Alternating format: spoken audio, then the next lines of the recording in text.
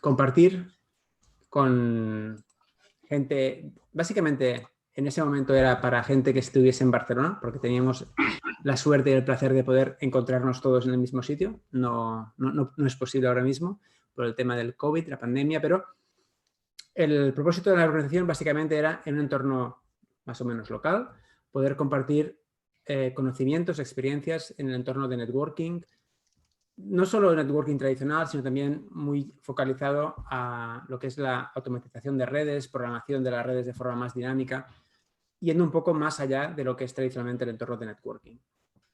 Y la organización ha ido evolucionando, hemos hecho más de 20 eventos, creo, en estos 4 años, llevando gente de muchas diferentes experiencias, empresas, diferentes conocimientos, y hasta ahora ha funcionado muy bien. Con el tema de la pandemia tuvimos que readaptarnos, hemos hecho algunos workshops online, pero creímos que para intentar crecer lo que es la comunidad, una iniciativa que entendemos que es interesante es aprovechar este formato que nos permite conectarnos de forma un poco más dinámica, sin tener que desplazarnos, poder invitar gente que no está físicamente en Barcelona, pero que puede conectarse y compartir su experiencia. Como además esto nos abre las puertas a llegar a gente que no está físicamente en Barcelona, sino que podemos llegar a mucha más gente, pues decidimos de vez en cuando ir a un formato en castellano, como hoy, donde haremos un formato tipo entrevista. Con esto la idea es que la entrevista de hoy, que se está grabando para luego compartirla en la página web de la organización, también abriremos un canal, creo que en YouTube, todavía falta decidirlo, pero será un canal donde compartiremos estos recursos audiovisuales para que luego se puedan reproducir. Y poder llegar a gente, crecer la comunidad no solo en la zona de Barcelona, sino también gente en otros lugares de España o en Latinoamérica, para que estos contenidos que son accesibles en inglés también pueda serlo para gente de habla hispana. Entonces, para inaugurar esta sesión que tenemos en mente, tenemos ya en el pipeline varias ideas. La primera, para hoy, tenemos el placer de tener con nosotros a Jordi Palet.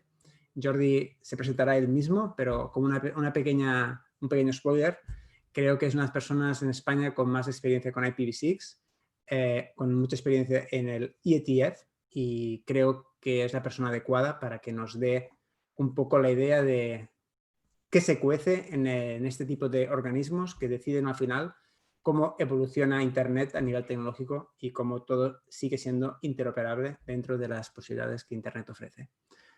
Así que sin más, un comentario. La idea será hacer una entrevista, por tanto iremos haciendo preguntas a Jordi, las iré conduciendo yo y al final, al minuto 40 más o menos, abriremos para que cualquier persona dentro de Zoom, en la aplicación, o si lo queréis comentar en el chat de Slack o en el chat de Zoom, vosotros mismos podéis dejar cualquier pregunta que tengáis para Jordi y Jordi espero que pueda contestarla. Así que gracias por participar hoy y paso la palabra a Jordi para que se presente. Pues muchas gracias por la introducción, por ampliar un poco la información acerca de quién soy y cuál es mi experiencia en este campo. Explicaros que yo empecé con la informática y con la electrónica cuando todavía no había libros en castellano, precisamente. Yo tenía en aquel momento 8 años.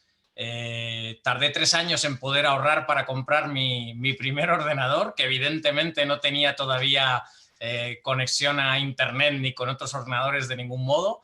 Y al cabo de muy poco tiempo empecé a programar en muchísimos lenguajes de programación. Estuve prácticamente, como digo, 3 años digamos, autoprogramando, porque lo que hacía era que intentaba escribir un programa y luego me ponía en el lugar del ordenador para ejecutarlo, ¿no? Al cabo de muy pocos años, pues por circunstancias de la vida, en lugar de empezar a la universidad, básicamente había hecho varios programas para diversas empresas y me ofrecieron trabajo y directamente con 17 años ya estaba trabajando y al poco tiempo pasé de un departamento de software a dirigir el departamento de I+D de la primera empresa de informática de España, que fue Dragón. los primeros ordenadores que se fabricaron en España. Y bueno, de hecho uno de mis primeros desarrollos de ordenador ya incorporaba redes, o sea que mi perspectiva de las redes y las comunicaciones empezó pues relativamente temprano, ¿no? Yo tendría en aquel momento 18, 19 años, no creo que mucho más. Sí que es verdad que no estaba tan cerca del IETF en ese momento. Mi participación en IETF empieza un poco más tarde y empieza precisamente por mi interés por IPv6. Así que en torno al año 99 me empiezo a interesar por el tema de IPv6 y al cabo de 1 o 2 años aproximadamente, quizás en el año 2000-2001, fue cuando empecé a participar y a contribuir en IETF. Mi participación al principio era más de escuchar que de participar, como además recomiendo a cualquiera que haga al principio, que entienda un poco la filosofía de cómo funciona el IETF. Y desde entonces, desde el 2001, como digo, estoy contribuyendo a muchos grupos de trabajo fundamentalmente relacionados con IPv6, pero no solamente. De hecho, yo creo que estoy registrado en las listas de casi todos los grupos de trabajo del IETF. Estamos hablando, pues no sé, ya he perdido la cuenta, ¿no? Y son 300 o 400 listas de correo. Intento seguirlo todo, no es fácil, pero más o menos intento estar más o menos al día de todo lo que va ocurriendo y donde puedo contribuyo y donde no simplemente voy escuchando, ¿no? Creo que eso es un poco también la filosofía de IETF, luego hablaremos de ello más adelante, supongo. Y es un poco mi autopresentación de qué es lo que hago en IETF y cómo he llegado hasta aquí, ¿no? Muy bien, Jordi. Entiendo. Yo creo que ha quedado bastante claro que no eres un newbie en todo esto. Llevas mucho tiempo trabajando con todo esto. Y has dado la primera idea de cómo intentar entrar en la parte de IETF a la hora de interaccionar con ella. El tema de las mailing lists creo que es el punto de entrada más sencillo, entendiendo cómo entrar en ello. Luego, digerir todos los mensajes que se mandan allí es complicado. Pero yo creo que mucha gente aquí que está viendo esta presentación se estará preguntando, y vale, está muy bien, hay gente que trabaja con esto, pero a nivel personal, a nivel de empresa, ¿cuáles pueden ser las motivaciones que lleven a una empresa o a una persona a interesarse por eso? ¿Cuál es el beneficio que sacas tú a nivel personal como Jordi de participar? ¿Qué conocimientos ganas? O a nivel de empresa, ¿qué te permite conseguir? Por explicar un poco cómo funciona, un poco antes de contestar a tu pregunta, cómo funciona un poquito más a alto nivel IETF. En IETF, por un lado, tenemos una serie de áreas de actividad, como podríamos hablar del área de Internet, el área de routing, el área de operaciones y gestión, etcétera, etcétera. Y dentro de cada área hay diferentes grupos de trabajo. Y efectivamente, como has comentado, cada grupo de trabajo tiene su propia lista de correo. Entonces, cuando alguien decide de alguna manera que le puede interesar, y ahora veremos qué ventajas o qué le aporta el participar en IETF, lo primero que tiene que decidir es, o por lo menos mi recomendación al principio, es centrar un poco dónde cree que puede participar o que le interesa o que puede incluso contribuir. Y eso se produce básicamente registrándote.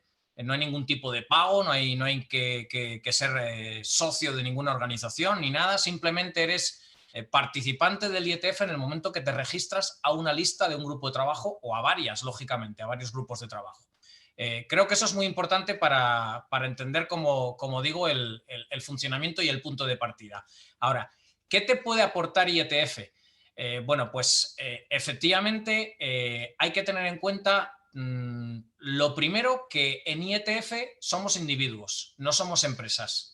¿Ok? Es decir, la participación es a título individual y aquí no hay un sistema de votaciones ni nada parecido, sino que para que un estándar llegue a ser precisamente un estándar, luego si quieres explicamos cuál es ese proceso, para no diversificar ahora y no salirnos por la tangente. Para que un estándar llegue a ser estándar, como digo, no es un sistema de votación, y por tanto no está vinculado a empresas, ni al poder de empresas, ni a cuántos participantes o empleados tiene una empresa, sino a que se alcance lo que se llama consenso. Y consenso básicamente quiere decir que nadie tenga objeciones sobre algo y que esas objeciones sean técnicamente válidas y no sean refutadas por el autor de la propuesta, ¿ok? De la propuesta del protocolo, de la modificación de un protocolo existente, etcétera, etcétera.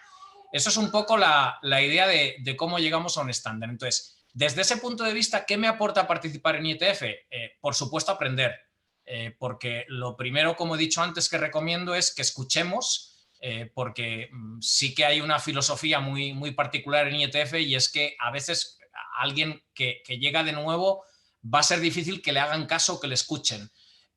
No porque no crean que no tiene conocimientos o que no confíen en él, sino porque de alguna manera si no eres conocido, pues te van a escuchar menos, ¿no? Entonces es importante que al principio estés entendiendo cómo es esa filosofía, cómo se contribuye. Hay algunos, por supuesto, todas las discusiones son en inglés, eso es algo muy importante, y eso es una desventaja para los que hablamos en castellano, porque por mucho que creas que tienes un buen conocimiento de inglés, muchas veces hay expresiones que no necesariamente vas a entender, o que te van a hacer bromas que no vas a entender, o que te van a tomar el pelo, etcétera, etcétera. O sea que con eso hay que contar con ello y tener un poco de paciencia e intentar ser muy, digamos, muy político. Yo lo soy poco, desafortunadamente. Yo normalmente soy, en email soy muy directo. A veces me dicen incluso que soy demasiado brusco, y lo siento, pero es que creo que realmente hay que ir al grano y ser muy técnico, y a veces eso se entiende mal, ¿no? O sea, no es que lo quiera hacer mal o que quiera hacer el ogro, pero a veces eso se entiende mal. Y eso además lo he aprendido desafortunadamente porque es la filosofía de IETF, que muchas veces se intenta ir muy directo, muy al grano, y si alguien está diciendo una barbaridad se le va a decir. No necesariamente se le va a insultar ni nada de eso, pero sí que se le va a dejar bien claro que no tiene razón, y si la tiene lo va a tener que demostrar. Y esa es la filosofía de por qué un estándar puede llegar a ser un estándar, porque realmente hay que demostrar las cosas, ¿ok? Yo creo que eso lo explica mucho. Entonces, primera consecuencia, participamos como individuos. Segunda consecuencia, las empresas teóricamente no tienen mayor peso en el IETF, pero a la hora de la realidad, aunque participemos como individuos, si yo participo con mi empresa y somos 4 empleados, son 4 posibles voces, mientras que un Cisco, un Juniper, etcétera, o un Google o un Microsoft, por hablar de diferentes sectores de la actividad, lógicamente tienen miles de posibles participantes, o por lo menos cientos o decenas, ¿no? Entonces, al final eso cuenta, no porque cuente como votos, sino porque a la hora de intentar convencer de que tienen razón, tienen más mentes pensantes y por tanto pueden, entre comillas, sacarse de la manga más argumentos a favor de una propuesta o en contra, porque también pueden ser argumentos para tirar una propuesta que otros pueden pensar que es perfectamente válida. Entonces, puede parecer muy complicado al principio, pero una vez que yo creo que entiendes esa filosofía, realmente tampoco es tan difícil. Lo más difícil probablemente es mantener la atención en los, dependiendo del grupo de trabajo, decenas o centenares de hilos de conversaciones que hay al mismo tiempo. Porque en una misma lista, por ejemplo, el grupo de trabajo dentro del área de operaciones dedicado a operaciones de IETF, de IPv6, que es B6Ops, pues a lo mejor se están discutiendo al mismo tiempo 20 drafts. En este momento no es el caso, creo que hay en discusión como unos 5 o 6 drafts, uno de ellos es el mío, que lo tengo un poco dormido porque no he tenido tiempo las últimas semanas, pero como mínimo tienes que ser capaz de mantener el hilo de la conversación de esos 5 o 6 temas diferentes, ¿no? ¿Qué me aporta a mí como individuo la participación en IETF? Bueno, pues vas a aprender muchísimo, porque hay gente muy buena, o sea, todos somos buenos, cada uno lo nuestro, pero hay muchísima gente muy buena.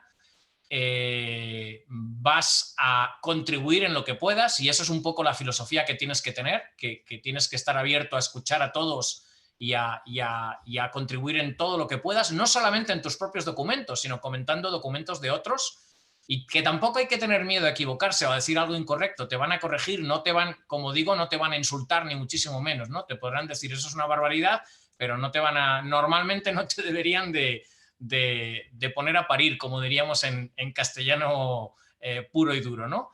Y ahora, ¿qué le aporta a una empresa que los empleados estén participando? Porque, como hemos dicho, no son empresas, sino que son individuos y por tanto son sus empleados, pues obviamente le da más posibilidades de que algo que les interesa comercialmente llegue a ser un estándar. ¿Ok? O sea que indirectamente, claro que les aporta. En cualquier caso, ¿qué nos aporta a todos los que contribuimos al IETF? Da igual que seamos empresas o que seamos individuos. Pues hombre, darnos a conocer como expertos en un determinado tema, ¿no? Y evidentemente eso ayuda muchas veces a conseguir trabajos o proyectos, etcétera. Es decir, el hecho de estar contribuyendo a IETF ya de por sí, para mí personalmente por lo menos, y estoy segurísimo de que para la mayoría de los participantes, es una gran satisfacción, una contribución a la comunidad. Y yo contribuyo a IETF y contribuyo en las 5 regiones de los registros de Internet, y para mí es siempre una gran satisfacción. No sé cuántos documentos he contribuido en IETF, nunca los he contado, ni siquiera sé cuántos RFCs tengo, no llevo la cuenta. Y no es una cuestión tanto de tener más o menos RFCs, sino de la satisfacción de estar contribuyendo. Calculo, y solo es un cálculo, no lo sé seguro, calculo que probablemente habré contribuido de un modo u otro, me da igual ser autor o no serlo, a unos 250 o 300 documentos de IETF probablemente. Y insisto, contribuir para mí es aquel que está aportando algo en la discusión de un documento. Independientemente de que el documento llegue a ser un estándar o no, porque muchas veces un documento no llega a ser un estándar, pero la discusión tiene valor porque muchas veces se utiliza eso en otros documentos. ¿Ok? Entonces eso también es muy importante.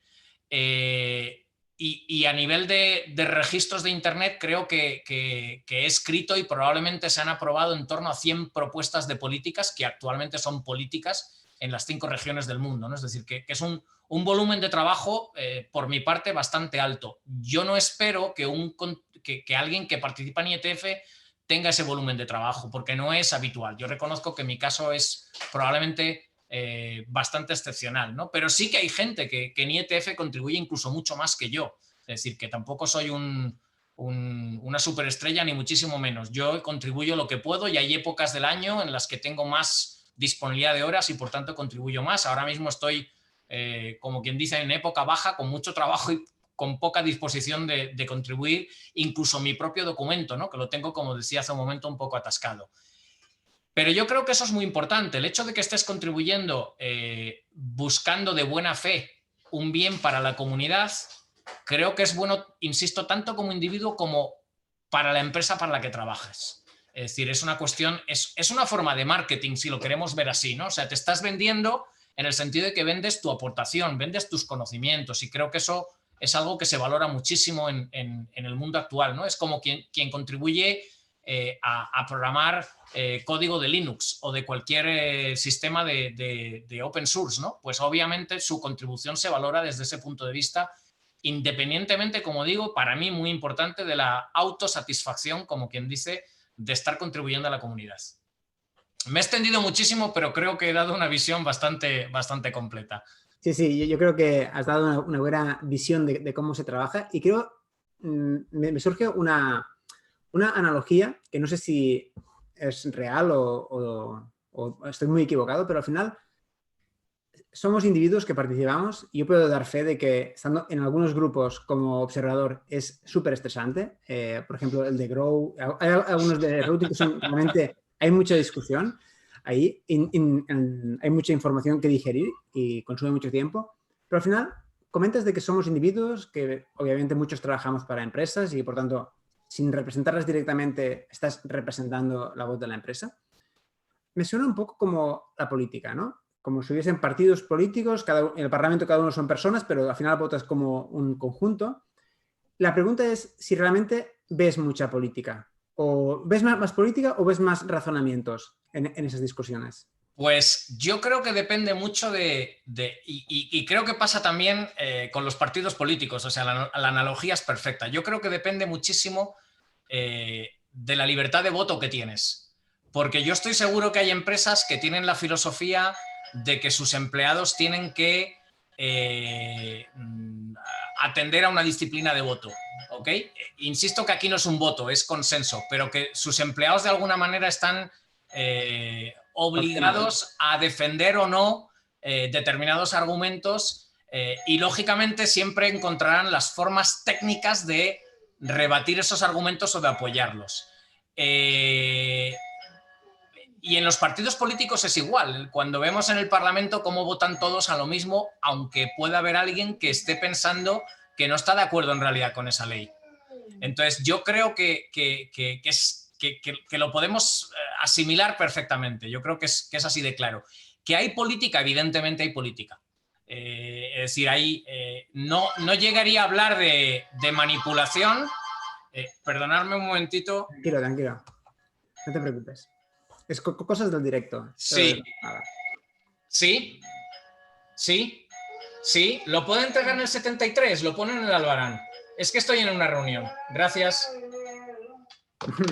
Sí, es que es terrible. O sea, dejas una nota para que lo entreguen en la puerta de al lado y no leen la nota. Bueno, como decía, sí, al final hay política, es inevitable. No creo que llegue a ser una manipulación, aunque se han visto casos de manipulación o por lo menos de intento de manipulación. ¿Ok? Entonces yo creo que eso es, no sé, podríamos pensar en situaciones en la política en la que ocurre exactamente igual, ¿no? Pero yo creo que en IETF no es tan extremo. Es decir, yo creo que realmente en IETF esa disciplina de voto no creo que sea rigurosa. Yo no he trabajado para ninguna multinacional, con lo cual no lo puedo decir, digamos, por experiencia propia, pero me da la sensación de que esa disciplina de voto no es tan severa como en el Parlamento, por decirlo de algún modo. Y que además no hay castigo, o sea, porque en el Parlamento hasta les pueden castigar si votan lo que no deben, ¿no? Exacto. Y siguiendo con esta comparación, porque al final las empresas pueden castigarlos por detrás. La cuestión es, digamos, ese fair play que hay en el IETF, ¿quién se encarga de garantizarlo? ¿Es la comunidad que se autorregula o hay como algún organismo, algún tipo de ente que se encarga de que estas normas se sigan? Bueno, antes no lo he explicado cuando he hablado de los grupos de trabajo. Evidentemente hay una gran automoderación por parte de la comunidad, lógicamente, pero también los grupos de trabajo tienen habitualmente un par de co-chairs que se ocupan de la organización del trabajo y del flujo de la discusión en el grupo de trabajo. Eso por un lado. Por otro lado, por encima de los grupos de trabajo, en cada área hay lo que se llaman los area directors, ¿ok? Con lo cual hay otro nivel ahí que normalmente no se ocupa tanto digamos, de manejar la discusión, sino que se ocupa más en el sentido de decidir qué documentos están listos para pasar a la siguiente fase, que serían las call, etcétera, etcétera. Y luego hay una entidad, digamos, por encima de todos los area directors, que es el conjunto de los area directors, que es lo que se llama el ISG, el Internet Engineering, Internet Steering Task Force, bueno, ahora mismo no me acuerdo la abreviatura, ISG, Internet Engineering Steering, bueno, no sé, Group, sí, ahora mismo se me ha ido totalmente. Bueno, la cuestión es que está el ISG, que son los que de verdad le dan el pase a un documento para que pase a ser estándar. Y además hay un sistema de apelaciones también, es decir, que en un caso de una discusión o de un problema, evidentemente se va a poder, digamos, volver para atrás y decir, oiga, aquí no se ha seguido el procedimiento o ha habido una manipulación o lo que sea. Es raro que se den ese tipo de situaciones, pero sí es verdad que en IETF habitualmente cada año tenemos 1 o 2 o 3 apelaciones. Luego hay también algo importante que me permite también comentar una anécdota si quieres, y es que hay una lista de trabajo, aparte de las listas de los working groups, hay listas de comités de diseño, digamos, o de fuerzas de trabajo de diseño para cuando algún tema es muy complejo, pues aislar esa discusión del grupo hasta que está más o menos preparado. Pero también hay diferentes listas por áreas de trabajo y también hay una lista, entre otras, porque estoy mencionando solo alguna de ellas, pero hay una lista que es muy importante, que es la lista del plenario, digamos, que es ietf@ietf.org. En la lista del plenario se tocan aquellos temas que no tienen cabida dentro de un working group concreto, bien porque no está todavía creado ese working group, o bien porque es una discusión de temas más bien de logística, administrativos, etcétera, etcétera. ¿Ok? En esa lista también hay un área director que es el chair del IETF, que también es el encargado de esa lista. Pero además en esa lista hay lo que se llama el sargento en armas. El sargento en armas... A mí me ha tocado, me eligieron a dedo durante 12 años y me ha tocado estar de sargento en armas. El sargento en armas también tiene que tomar decisiones sobre el comportamiento y lo que se discute y lo que no en esa lista. Y como sargento en armas, y ahí es la parte de la anécdota, te puedo decir que me ha tocado desde sacar de la lista trolls o gente que no existe, que son seudónimos y que están ahí para bombardear el trabajo, para hacer daño, gente que habla de repente de IPv8 en lugar de IPv6, o de IPv9, o de IPv10, es decir, te puedes encontrar todo este tipo de situaciones, y gente que además hace ataques a otras personas, a otros que contribuyen. Y a mí me ha tocado durante esos 12 años normalmente, pues probablemente dar avisos primero a 3 o 4 personas cada año de media. No he hecho nunca el cálculo exacto, pero no creo que me equivoque mucho.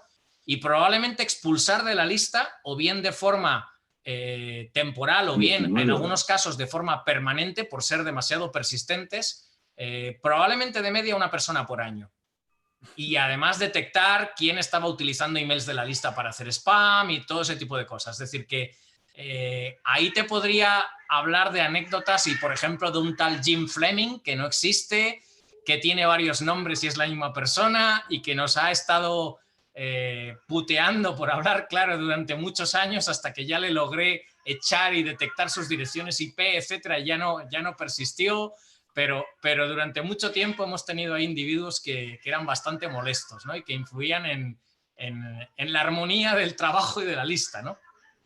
Tengo otra pregunta, Jordi, continuando un poco con la idea esta de que has comentado tú de los estándares que avanzan y que comienzan como ideas, drafts, luego un estándar. Esto es un proceso que puede durar bastante tiempo. No creo que sea cosa de una semana de conseguir un estándar en Internet. ¿Puedes mencionar tu experiencia a la hora de conseguir que desde una idea se convierta realmente en un estándar? ¿Cuánto tiempo pasa? ¿Qué complicado es? Sí, a ver, depende muchísimo. No hay un tiempo estándar. Te puedo decir que yo, en cierto modo, creo que he sido afortunado y que de media debo de estar, desde que empiezo un trabajo hasta que logro que se apruebe, los que he conseguido que se aprueben, porque no todos los consigues, pero creo que la media debe estar en torno a los 2 años. Creo que es un plazo más o menos bastante normal, bastante habitual. A veces un poquito más rápido. Quizás tengo algún documento que en un año y poco se ha conseguido pasar a estándar. Luego, si quieres, también explicamos qué es un estándar, porque muchas veces se confunde lo que es un RFC, lo que es un estándar, etcétera, etcétera. Y cuando hablamos de estándares, en realidad, en general, hablamos de RFCs para entendernos y para no equivocarnos. Entonces, el procedimiento, para que se entienda un poco este plazo, el procedimiento básicamente consiste en que yo tengo una idea, o bien de un protocolo nuevo y que demuestro con un problem statement que se necesita ese protocolo, o bien de un cambio a un protocolo existente porque tiene un error o tiene un problema o porque lo queremos ampliar, y empiezo con un documento que se llama un Internet Draft. Y ese Internet Draft, ese ID que decimos en inglés, primero es un documento que por supuesto puede tener uno o múltiples autores o coautores. Ese documento primero tengo que localizar en qué grupo de trabajo se ubica, si existe, porque si no existiera un grupo de trabajo apropiado, puedo incluso llamar a crear un nuevo grupo de trabajo que tendrá su capítulo, sus objetivos, de qué es, para qué es ese grupo de trabajo, ¿no? Entonces, una vez que tengo ese Internet Draft, cuando lo envío, va a ser un documento que se llama una contribución individual, a título individual, porque aunque tenga uno o varios autores, se considera que todavía no es un documento del IETF. Y yo voy a introducir ese documento en el IETF, a través de un sistema que se gestiona con XML, que se publica en la página web, que yo anunciaré en la lista mientras sea individual, es mi responsabilidad anunciarlo en una o varias listas según corresponda, y a través de discusiones en la lista y de las contribuciones de otros participantes, pues iré mejorándolo, o me dirán, mira, esto no tiene sentido, retíralo porque no vas a ningún lado, o cambia esto porque tal como lo estás orientando no tiene sentido, ¿no? Entonces, bueno, pues eso te va a ayudar a que en un momento dado un documento individual pueda ser adoptado formalmente por el grupo de trabajo y por tanto adoptado por el IETF. ¿Ok? Entonces, ese documento en el momento que es adoptado ya no es tu documento, aunque nos llamamos autores, pero en realidad somos editores, porque lo que tenemos que hacer es reflejar en las nuevas versiones del documento lo que la comunidad está decidiendo. ¿Por qué? Porque lo que nos interesa evidentemente es que llegue a consenso. Si yo no reflejo lo que la comunidad me aporta, nunca va a llegar a consenso, luego nunca va a avanzar. Y entonces, una vez que el documento ha sido adoptado dentro de un grupo de trabajo, a través de X versiones, pues podrá llegar un momento que pase a un last call. Y una vez pasa el last call, pasará al ISG, que podría devolverlo al grupo de trabajo. Eso es un poco la filosofía de trabajo, ¿no? Entonces, como ves, hay al menos dos fases en las que cada una puede tener una o N versiones, en función de la complejidad del documento, de la controversia que genere, de qué otros protocolos toca, de lo fácil que sea implementarlo, de lo práctico que de verdad sea, de lo que aporte a Internet de verdad. Hay tantísimas cuestiones que van a determinar que el documento necesite X meses o X años de discusión. Te puedo decir que, por ejemplo, DHCP para IPv6 creo que tuvo como 40 versiones, una vez que ya era Working Group Item, ¿ok? Es decir, que es un trabajo que creo que es uno de los documentos que más años, no recuerdo cuántos, pero por lo menos 5 o 6 años ha tardado en pasar a ser un RFC. Entonces, es muy variable, pero un poco, probablemente la media, si eres bueno como editor, más que como autor, como editor, y vas capturando los comentarios de la comunidad, quizás eres capaz de entre 1 año y medio, 2 años, de tener un documento como RFC. Sí, es algo que no es inmediato. Necesitas... No, ni muchísimo menos. O sea, y que requiere mucho trabajo. El consenso tiene la ventaja, que no lo he explicado antes, pero creo que es evidente, que permite menos manipulación por parte de un determinado sector o fabricante o grupo de fabricantes. Porque por mucho que Cisco, Juniper y todos los fabricantes de routers del mundo se propusieran llevar adelante un estándar, si hay alguien de la comunidad, aunque solo sea uno, que técnicamente demuestra que lo que están proponiendo es incorrecto, no puede llegar a consenso en teoría. Con lo cual, no es la fuerza de muchos, no es una votación, como decíamos, sino que es que técnicamente sea correcto e implementable y que sea algo que puede tener un efecto práctico en Internet. Esto liga perfectamente con la pregunta que nos ha dejado Paulo en el chat. Claro, obviamente esto es interesante porque evita manipulaciones, pero por otro lado es un poco lento. Y eso es. Y puede haber otras organizaciones, como por ejemplo, un ejemplo ha sido con el tema de OpenConfig versus NetConf, que hay empresas que hayan creado pseudoestándares que funcionan en varios entornos, pero que no son adoptados por la comunidad. ¿Cuáles son tus ideas sobre este tipo de outliers que suceden y cómo lo ve el IETF, este tipo de competición? Bueno, creo que la competición es buena siempre. Evidentemente el IETF intenta establecer vínculos con esas organizaciones siempre y cuando sean razonables. Ahora, si tú estás, digamos, partiendo de ideas de IETF para crear un estándar cuando el IETF todavía está trabajando con ello, pues lo que va a ocurrir es que la industria no necesariamente lo va a adoptar por mucho que salga antes. Puede ocurrir, no digo que no, pero creo que el IETF tiene la suficiente reputación en la industria como para que se acoja, aunque tarde un poco más, algo que sea más neutral que algo que probablemente ha partido de IETF y porque es más lento se intenta acelerar por una vía paralela.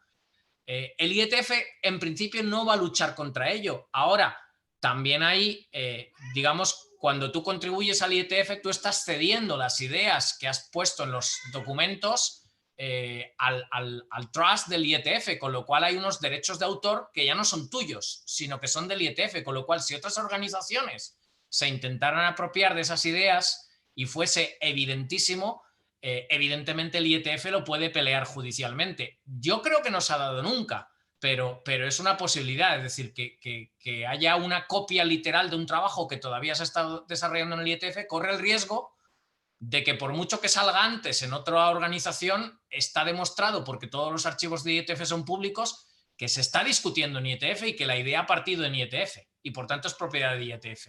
Ojo que IETF no cobra royalties ni nada de parecido para utilizar los estándares, son estándares abiertos. ¿Ok?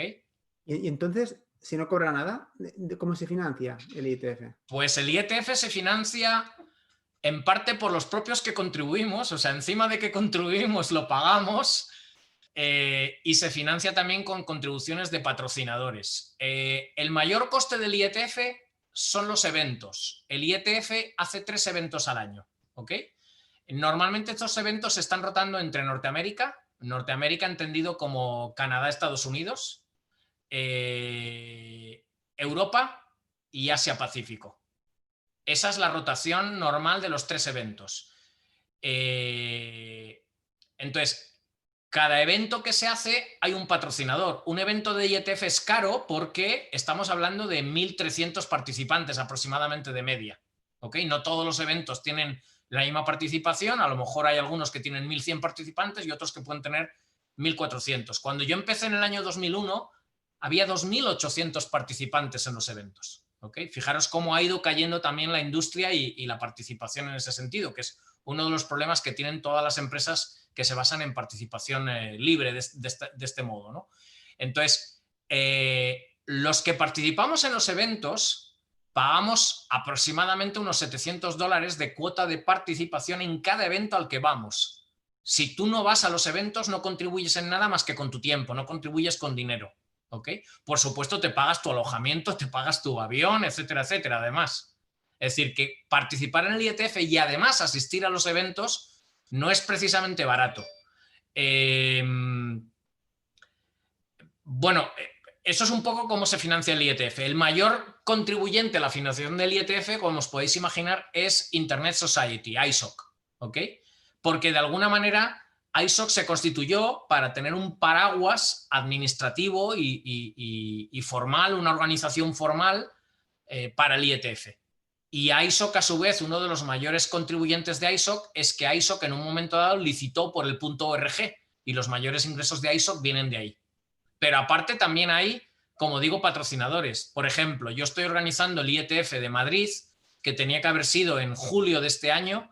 Por el tema de la pandemia hubo que cancelarlo y en realidad más que cancelarlo, posponerlo y logramos un acuerdo con el hotel. Me costó 20 años organizarlo porque empecé el año 2001 y al final va casi para 21 años. Al final se ha pospuesto para noviembre del 2021, que para entonces pienso que habrá vacuna y que podremos volver a viajar. De hecho, pienso que esto sea más bien abril-mayo del año que viene. Pero bueno, yo lo tengo puesto en noviembre, que así tenemos más garantía de que está el tema resuelto. Entonces, en este caso del evento de Madrid, como patrocinador tengo a Ericsson a la central desde Finlandia. ¿Okay? Entonces, Ericsson pone una cantidad de dinero, no sé de qué dinero es, porque yo ahí no intervengo, o sea, yo simplemente he ayudado a poner el evento en Madrid, como quien dice. Digo en Madrid porque se intentó poner en Barcelona y era muchísimo más caro, es decir, miramos hoteles por toda España y no es fácil organizar un evento, las características que se requieren, porque necesitamos 7 salas paralelas de unas 200, 250 personas cada sala, etcétera, etcétera, y no es fácil en España, aunque no lo creáis. Había como 4 posibles sedes en Barcelona, una de ellas descartada porque tiene un casino y no permiten acceso a la fibra óptica, para que os hagáis una idea de hasta qué punto llegan los requisitos. Y en Madrid creo que había 2 sedes o 3 como mucho. Entonces, realmente no es fácil organizar o ubicar un evento en cualquier ciudad del mundo, porque los requisitos, como digo, de logística son bastante complejos. Por ejemplo, se requiere que para hay un hotel en Madrid que es el Hotel Auditorium, a lo mejor os suena, que está cerca de Barajas, prácticamente enfrente, pero como no está céntrico en la ciudad, uno de los requisitos es que la gente pueda salir a comer o a cenar caminando a máximo entre 5 y 10 minutos. Y evidentemente allí no hay restaurantes en el área, es decir, que muchas veces, aunque parezca que hay muchos hoteles que podrían cumplir, están aislados. Por ejemplo, había la idea de llevarlo a Canarias, pero es que el sitio donde podría caber el evento en Canarias, a 10 minutos no hay nada para comer, con lo cual es imposible. Y mover 1.200 personas en 1 hora y media de break, pues se hace absolutamente imposible, ¿no? Justamente esta era mi última pregunta que tengo. Ahora luego daremos paso a la gente para que pueda participar y trasladarte sus preguntas. Pero justamente era esta... O sea, yo tenía en mi agenda, digamos, atender al evento en Madrid, pero creo que es una buena oportunidad para que vendas un poco. ¿Para qué sirven estos eventos Insight? Digamos, ¿qué te aporta? Obviamente, estar en las mailing lists te aporta un conocimiento si puedes conseguir leer los mails diariamente o cuando sea, pero ¿qué plus o qué extra te aporta realmente participar en un evento on-site con la gente del sector y compartir la experiencia de estar esa semana debatiendo, escuchando y todo este tipo de cosas que suceden cuando hay un evento realmente Pues te diría que, como acabo de comentar, tienes 7 sesiones aproximadamente paralelas, 5 días, porque es una semana completa, aparte de que se organiza un hackathon el fin de semana anterior. Imagínate 7 sesiones paralelas, 5 días a la semana, pues es lo mismo que estar atendiendo a un maratón de boxeo, básicamente. ¿Por qué? Porque así como en la lista somos relativamente comedidos y no nos insultamos, etcétera, etcétera, en los micrófonos del IETF la cosa se pone bastante más divertida. No se ha llegado nunca a las manos, por lo menos que yo sepa, pero se puede estar muy cerca, ¿no? Porque digamos que la confianza que nos tenemos allí, al ser cara a cara, nos permite pues pegarnos algún que otro grito y defender más exacerbadamente nuestros puntos de vista teóricamente técnicos, ¿no? Eso es lo que, en plan broma, te podría decir que te aporta un IETF como evento. Está claro que, y no lo he dicho antes, todas las decisiones en IETF, es decir, el decidir que algo alcance consenso, es exclusivamente en la lista de correo. En las reuniones no se decide nada. Pero en las reuniones es evidente, ahora con el COVID quizás la cosa ha cambiado, pero estamos muy acostumbrados los humanos a una interacción cara a cara, persona a persona. Y el tema de las videoconferencias y las reuniones en remoto, pues parece que como que no sirve tanto, y desde luego listas de correo parece que estamos menos acostumbrados a ello. Pero sin embargo el IETF, como digo, todas las decisiones son en lista de correo, y entonces lo que te aporta muchas veces la reunión es que cuando un tema está, digamos, enervado y que no somos capaces de sacarlo adelante, esa interacción personal muchas veces ayuda a limar asperezas y a que las cosas salgan adelante y a que nos sentemos a comer o a desayunar o a cenar, y algo que no encontrábamos la solución, en el momento que estamos cara a cara descubrimos por dónde podemos avanzar para resolverlo. Entonces yo creo que eso es fundamental, sobre todo para aquellos trabajos que no adelantan. Los que están adelantando en las listas, pues el estar presentándolos, aunque se hace, pero el estar presentándolos en la reunión física no les aporta tanto, más que quizás que haya otra gente que no está siguiendo la lista y conozca el tema, y quizás a veces te aporta nuevas opiniones o puntos de vista de algo que en la lista no ha seguido.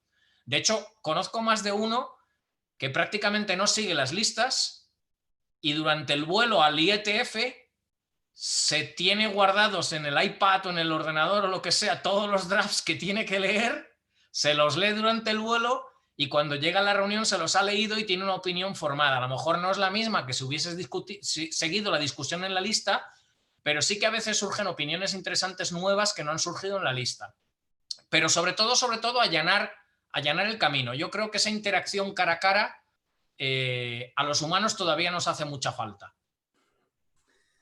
Sí, comparto un poco este punto de vista, porque realmente también, incluso aunque no tengas que aportar nada, el hecho de escucharlo directamente explicado, poder preguntar en los breaks, realmente hacer un poco de interacción, muchas veces simplifica cosas que realmente, ahora que trabajamos también todos muchos en remoto, notamos que a veces esta falta de interacción facilita muchas tomas de decisiones. Los acuerdos de pasillo, ¿no? Que diríamos, Sí. que parece que no, pero son fundamentales al final. Y yo creo que un Zoom o cualquier aplicación de estas que estamos utilizando durante el COVID todavía no nos termina de servir tanto como eso, porque aunque hay aplicaciones que simulan un coffee break, pero todavía no es lo mismo. Yo creo que el punto diferencial aquí es que, claro, si ya tienes una relación hecha con la otra persona, aunque estés a distancia, pues ya tienes esos mecanismos de comunicación y ya sabes cómo la otra siente, cómo entiende tu comunicación no verbal, que a veces es más difícil de trasladar con videoconferencia. Pero claro, si realmente no conoces a la otra persona, encontrarte directamente pues tiene siempre un plus. Efectivamente, esa interacción es fundamental, ¿no? Por ejemplo, hay una anécdota muy reciente que tampoco creo recordar que haya ocurrido anteriormente, y es que hay una persona que está empeñada en un IPv10. Él dice que ha conseguido la mezcla perfecta entre IPv4 y IPv6 para evitar todos los problemas de despliegue de IPv6 y para evitar la transición. Lleva como 8 o 10 años intentando convencernos de ello y siempre se lo echamos para atrás al pobre. Es un egipcio que nunca ha estado en un IETF, solo ha intentado participar en las listas. Le hemos demostrado que técnicamente su visión es errónea, o por lo menos así lo creemos todos, y cuando somos todos es raro que estemos todos equivocados, ¿no? Podría ocurrir, pero es raro. Y últimamente ya lo que ha intentado es incluso que le borremos de los archivos del IETF sus documentos, sus drafts, porque tiene, además de la idea del IPv10, tiene ideas de un protocolo de routing diferente y tiene como 4 o 5 ideas que totalmente son... o sea, yo personalmente los he leído con sumo cuidado todos los documentos y ninguno he encontrado que tenga sentido, y creo que le está perdiendo no solamente una visión técnica de muchos aspectos, sino hasta comercial, porque evidentemente, ¿de qué sirve tener un documento técnico perfecto si comercialmente no es aplicable? Comercialmente me refiero desplegable en la realidad, ¿ok? No me refiero comercialmente como marca. Y lo último pues ha sido eso, que ha intentado que me borréis los documentos, pero señor, si usted cuando ha contribuido ha firmado un documento que le dice que ha contribuido y que por tanto ha cedido sus documentos al IETF, porque eso está en la cabecera que tú mismo has puesto en el documento. Con lo cual, bueno, pues una anécdota, ¿no? De hasta qué punto esa participación cara a cara seguramente a esta persona le hubiese ayudado a entender cuál es la filosofía, en lugar de intentar convencernos por correo de algo que no tiene ninguna lógica, ni pies ni cabeza. Muy bien, Jordi. Hasta aquí eran mis preguntas, pero creo que tenemos más gente en la reunión, en la videoconferencia, con lo cual, si alguien tiene cualquier pregunta, puede desmutearse y preguntar, que creo que Jordi será más que encantado de responder a cualquier pregunta que tengáis.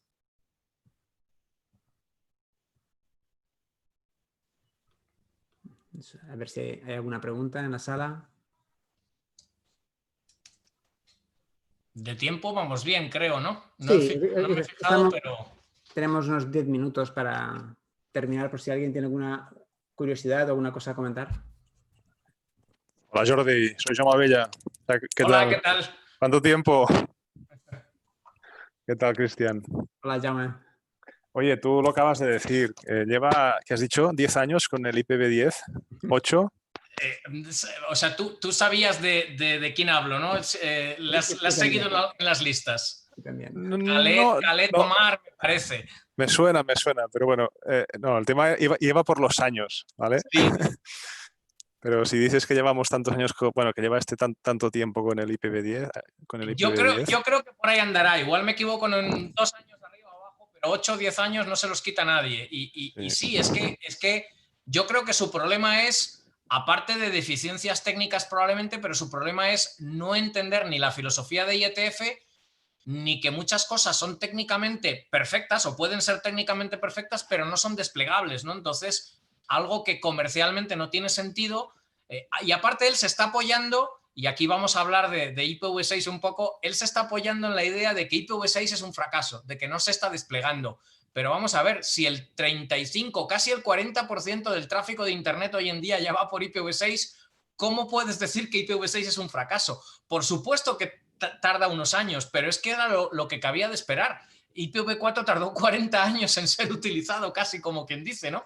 Al volumen que tenemos hoy. Entonces, ¿cómo vamos a pensar que IPv6 se puede desplegar desde el momento que se inventó en un par de años? No, tardará sus 10, sus 15 años en tener un despliegue que llegue al 100%, y probablemente al 100% no lleguemos nunca o casi nunca, ¿no? Pero yo pienso que realmente intentar basar un protocolo nuevo en que como IPv6 no ha tenido éxito cuando hay un 35, un 40% de tráfico, pues ya el argumento se cae por su propio peso. Sí. Y una cosa muy importante que decías, pues es estos acuerdos de pasillos, ¿no? El encuentro físico, el hablar, la propia expresión corporal. Pero claro, esto implica presencia física, y esto implica viajes, y esto implica costes. Entonces mi pregunta es todo el tema de cómo sufragas todo el tema de costes. Uf, pues es una un parte compendio de complicada. cosas, pero la verdad es que yo normalmente lo que hago es que yo al principio compraba los billetes de avión lo más barato posibles, hasta que al cabo de 2 o 3 años me di cuenta de que eso no tenía ningún sentido. Es preferible pagar 15 o 20 o 30 o 50 euros más, pero mantenerse en una alianza. Yo concretamente, por estar en España, pues evidentemente Iberia, OneWorld, intento, aunque a veces me suponga un par de horas o 3 más de vuelo, a veces unas cuantas más, pero no importa, intento mantenerme con una alianza, con lo cual cuando yo voy a hacer un trabajo para un cliente, estoy acumulando millas que me permiten generalmente, no siempre, a veces también me toca pagarlo de mi bolsillo, pero generalmente me permite tener millas acumuladas para asistir a los IETFs. Igual con los hoteles, cuando yo estoy asistiendo a reuniones en las que voy, entre comillas, pagado, o bien por un cliente o por cualquier otra razón, estoy intentando ser fiel a 1 o 2 cadenas de hoteles, no a 20, aunque me suponga un desplazamiento de 10 minutos más respecto de dónde voy a tener la reunión, no importa, compensa, porque al final tengo noches gratis que me permiten tener mis habitaciones de alojamiento del IETF, pues con mucho menor coste que si partiera de cero, ¿no? Esa es mi filosofía. Obviamente, quien trabaja para una gran empresa, estoy seguro de que se lo pagan al 100% y no le toca hacer cábalas como yo las hago. Pero vamos, me imagino que no soy el único que juega con esto, ¿no? Es decir, al final dices, bueno, pues lo que trabajo para los clientes, como me lo están pagando, lo pago, como quien dice, en cash, y la contrapartida es que lo que acumulo de millas y de noches de hotel, pues lo utilizo para contribuir. ¿Habría quien lo utilizaría para llevar a la familia de vacaciones? Bueno, pues en mi caso no lo hago así, ¿no? O sea, yo también lo entiendo eso, pero es una decisión personal al final. Gracias, Jordi. Gracias, Jaume. ¿Alguna otra pregunta?